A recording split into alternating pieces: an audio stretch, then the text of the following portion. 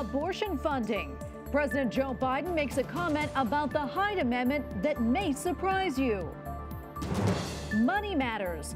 Lawmakers on Capitol Hill wrestle with the country's growing debt.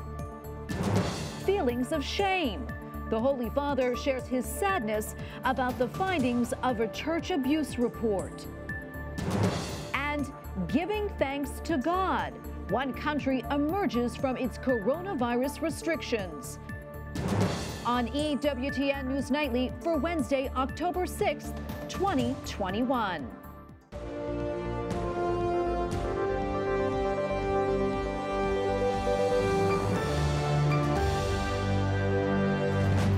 Thank you so much for being with us tonight on this feast of St. Bruno of Cologne. I'm Tracy Sabol. President Joe Biden says that he would support signing a massive spending proposal even if lawmakers include the pro-life Hyde Amendment. The measure prevents taxpayers' dollars from funding abortions. White House correspondent Owen Jensen reports. Owen?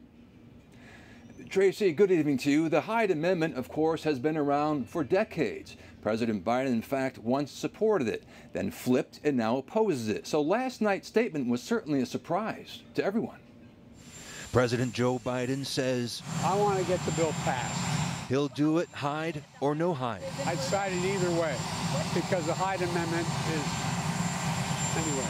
While the president cut his comments short on Hyde, just 2 days ago, White House Press Secretary Jen Psaki was asked about it. As you know, the president opposes the Hyde Amendment. That has not changed. And earlier this week, Congresswoman Pramila Jayapal, chair of the Congressional Progressive Caucus, tweeted, Democrats support repealing the dangerous and discriminatory Hyde Amendment. President of the United States does too. So no, we shouldn't be putting in our Build Back Better agenda and continue to allow it to deny health care to millions, disproportionately people of color and low-income individuals. But Democratic Senator Joe Manchin, a key vote, insists the Hyde Amendment remain in the bill. And earlier this year, the U.S. Conference of Catholic Bishops launched a petition drive to save the pro-life measure. No taxpayer abortion. Tell Congress not to take innocent lives. The president is also working with Congress to raise the nation's debt limit, with the clock ticking down to default later this month. At a meeting with business leaders and Treasury Secretary Janet Yellen, the president slammed Republicans who have told Democrats to go it alone. My Republican friends need to stop playing Russian roulette with the U.S. economy. If they don't want to do the job, just get out of the way. We'll take the heat. We'll do it. We will do it. Now, on the debt limit situation, Senator Mitch McConnell places blame on Democrats. In a recent letter to the president, he wrote, quote, our nation is sleepwalking toward significant and avoidable danger because of confusion and inaction from the Speaker of the House and Senate Democratic leader. At the White House, Owen Jensen, EWTN News Nightly. Well, the U.S. Capitol, a game of chicken is taking place right now with America's economy, but an end may be in sight after Senate Republican leaders extended an olive branch to the Democrats to prevent a national default. Capitol Hill correspondent Eric Rosales reports. Just hours ago, Senate Democrats were looking for new ways to raise the debt limit without any Republican support. But now, Senate Minority Leader Mitch McConnell has offered Democrats a short-term suspension of the debt ceiling at a fixed dollar amount. Democrats hope that it's above the $30 trillion mark, but until an agreement's been reached, they're moving forward. We need to do whatever it takes. The debt ceiling must be raised. Senator Richard Blumenthal tells me Democrats were thinking of changing the 60-vote rule to break a filibuster. It would allow Democrats to avoid a potentially catastrophic economic default less than 2 weeks away. Currently, a filibuster allows the minority party in the Senate to prevent a bill from passing, such as when one or more senators block or delay it by extending debate. Senator Blumenthal says he wants to get rid of the filibuster altogether. Since the day I got here 10 years ago, I was one of 12 who voted to abolish the filibuster. I've seen colleagues come around to the point of view that it's been abused to create dysfunction. One of the fiercest opponents to the rule change, Democratic Senator Joe Manchin of West Virginia. Republicans argue Democrats should handle the debt ceiling on their own by using the reconciliation process. When they want to go on a strictly partisan path, either party, but in this case the Democrats, to spend without any Republican involvement, they need to raise the debt ceiling without any Republican involvement. Democrats say Republicans share part of the responsibility to raise it. The debt increase is largely as a result of the tax cut from President Trump and COVID. but neither of which occurred on the Democratic watch. And yet, for the first time in decades, it appears like we're not able to get a bipartisan solution to raising the debt ceiling. McConnell says the stopgap offer will take the pressure off both parties so that they can be able to reach a compromise before October 18th. At the Capitol, Eric Rosales, EWTN News Nightly. An inmate on death row in Missouri was executed last night. Ernest Johnson died from an injection. The execution was performed over objections from lawmakers and even the Vatican. Multiple courts had upheld Johnson's conviction for killing 3 people during a 1994 gas station robbery. Johnson's last statement included remorse and thanks for all who offered prayers. The Archbishop of Mobile, Alabama, has tested positive for COVID-19. Thomas Rhodey reported mild symptoms and is under home quarantine. The Archbishop has followed notification protocols and will not have public appearances until medically cleared. The Archbishop is fully vaccinated. Pope Francis has expressed shame at the scale of child sexual abuse within the church in France. The Holy Father says that he is sad for the pain and trauma suffered by the victims in France. He also says that he will remain close to the priests in the country who are facing, quote, a difficult test. Joining us now from Rome is Céline Tadier, European correspondent for the National Catholic Register. Céline, great to be with you. Thank you for your time today. Hello, Tracy. Thank you. Absolutely. We did cover these revelations earlier this week, but for those who may not be so familiar, can you quickly talk about the report and also who commissioned the probe in the first place? So it all started in 2018. The Catholic Church in France commissioned and financed a report carried out by the Independent Commission on Sexual Abuse in the Church, called CIAS, with 4 different missions. First, to shed light on sexual abuse within the Church since 1950. Then to determine how these cases have been dealt with, and to evaluate the measures taken by the Church to deal with this scourge, and finally to make recommendations on the ways to address this major issue. So after almost 3 years of work, based on the testimonies of some 200 people, around 2,000 letters, and from the church archives, the report estimates that over the past 70 years, no less than 216,000 minors were abused by priests, deacons, or monks, and it goes up to 300,000 people if we include the lay. And the lay indeed make up more than 1/3 of the cases reported, which is an important element as well. So the president of the commission, Jean-Marc Sauvé, said that there has been a decrease in the cases over the past years, that's for sure, but it doesn't mean that the problem is behind us. Also, the various experts involved in the commissions are blaming the church for not being able to see, to hear, for not being able to treat and to prevent these acts that have, we all know, that destroyed so many lives over the past decades. Yeah, and Céline, what has been the reaction to the report in France, and what impact do you think it may have on the state of the church there? Well, shame, shock, and gratefulness are maybe the main words that stand out the most in the reactions I've seen in the Catholic world following the release of the report. But there is also a feeling at the same time that there is a clear sign of awareness on the part of the French bishop, who seem more determined to break the code of silence that has prevailed over the past decades. The church as a whole is obviously being singled out by the various commentators, but at the same time, again, this report commissioned by the church itself, let's precise that again, could also shed light on the fact that several sexual abuse of minors and the omerta that comes with it is very widespread. And it's a phenomenon that concerns society as a whole. The report mentions indeed that for the same period of time, there were approximately 140,000 cases in public schools, excluding boarding schools. So by trying to address that, the Church of France is opening the way so that many other institutions that are concerned by this scourge can also clean up their own ranks. And I think it is very positive. And Celine, before I let you go, do we know what comes next? I mean, have any of the priests mentioned in this report responded? Are they still in active ministry? And also, what about the victims? Have we heard from any of them? Well, since a majority of these acts were committed in the years between 1950 to 1969, most perpetrators are dead. The facts are almost always prescribed, which means that recourse to justice is unlikely. Actually, the Commission called upon the Church to offer a financial compensation for each victim, but they also precise that the faithful shouldn't have to pay for this through the money they give to the Church. And moreover, following the COVID-19 crisis, the finances of the Church in France are really debilitated, as we can all imagine. So for now, it's not really clear how it's going to happen. But of course, we are expecting further development in the coming weeks. Well, Celine, thank you so much for your time today and for talking to us about it. We appreciate it. Celine Tadier, European correspondent for the National Catholic Register. Thank you again. Thank you. A Catholic priest in Cuba says socialism has failed the country. Father Alberto Reyes-Piaz made his appeal on social media.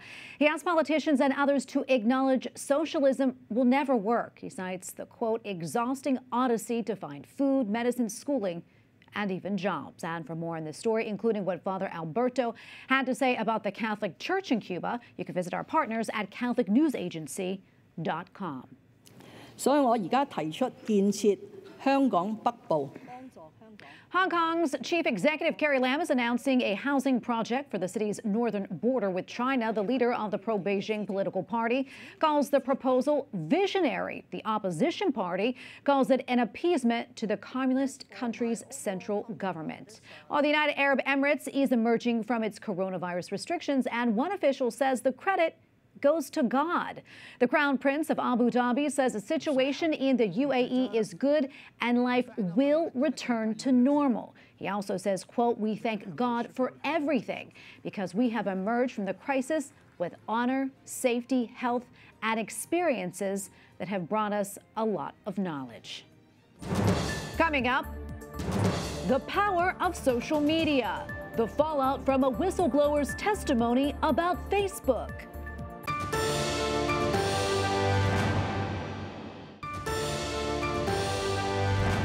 Facebook CEO Mark Zuckerberg has denied claims by a former employee and now whistleblower that the social media giant puts profit before people. Former Facebook data scientist Frances Haugen told lawmakers yesterday the company is hiding from the public just how much their platforms harm children and promote hate. In a statement posted Tuesday evening, Zuckerberg said, quote, at the heart of these accusations is this idea that we prioritize profit over safety and well-being. That is just not true. Joining us now is Rachel Bovard, Senior Policy Director at the Conservative Partnership Institute and Senior Tech Columnist for the Federalist. Rachel, welcome back. Great to see you. First off, I want to get your takeaways from that testimony on Tuesday. So it was pretty interesting to hear from Frances Haugen, former Facebook employee, a couple of key takeaways. And the first is that, I'm not sure people should be listening to her for policy solutions necessarily. She made it very clear she does not want to break up Facebook. She wants to fix Facebook, and she wants the federal government to do it by setting up a big regulatory body to police for misinformation and for speech. And from where I sit on the right, where I would like more speech online, not less, I don't know that that would be entirely productive. But setting aside Frances Haugen, the information she's provided in terms of the documents that she released are pretty startling. I mean, it shows that what we know about Facebook, which is that Instagram and Facebook can be very harmful for the body image and mental health of teenage girls. Facebook knows this too, and it really hasn't stopped its rollout to children, to Instagram kids. There were documents in there suggesting that Facebook wants to, quote, leverage the playdates of children for more engagement on its platform. Also, some interesting insights about the fact that Facebook knows that the government of China is using its platform to track and harass Uyghur Muslims in that country, hasn't really done much about it. And then some really interesting insights into potentially illegal conduct by Facebook when it comes to how it's treating its advertisers, what it's telling its advertisers and investors about the reach of its platform. And Frances Haugen has turned those documents over to the Securities and Exchange Commission, who presumably will investigate. So a lot of interesting information in those documents. Not sure the policy solutions she's proposing are going to be effective, but again, useful information. Yeah, and Rachel, all that said, we heard that statement from Mark Zuckerberg saying that Facebook doesn't put profit over safety and well-being. So with all of that said, what do you make of his statements?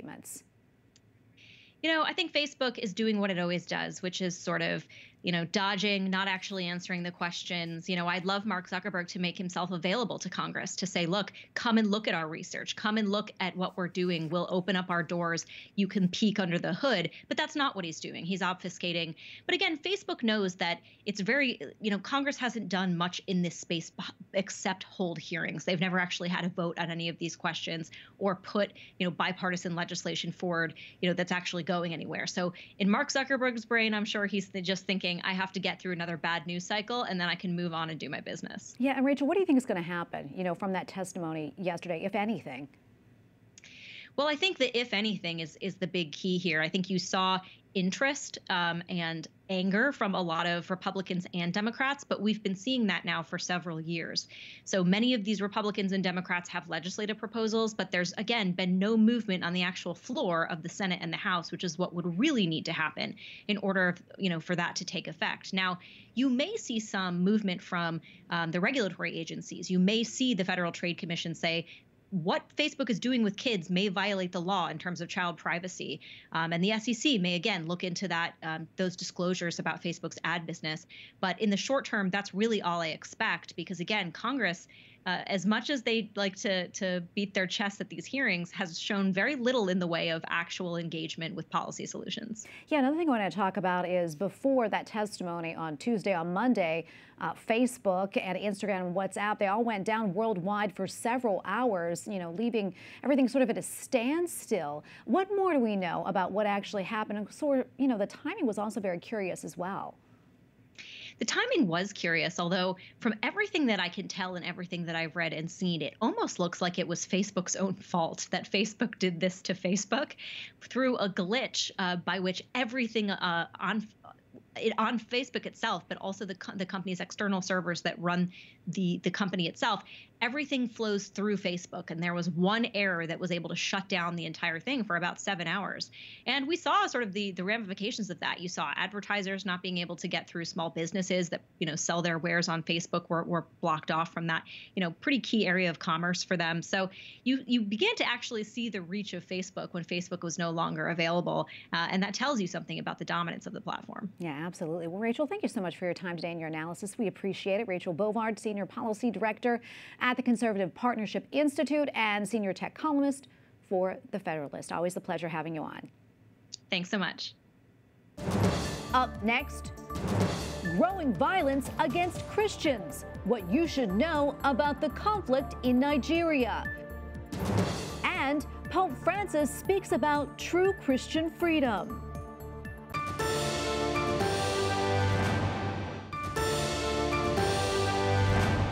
A group that defends religious freedom around the world is raising the alarm over the situation for Christians and Shia Muslims in Nigeria. And join me now to talk more about these troubling developments is Nadine Menza, chair of the United States Commission on International Religious Freedom, which has noted the spike in violence in Nigeria. Nadine, always good to see you.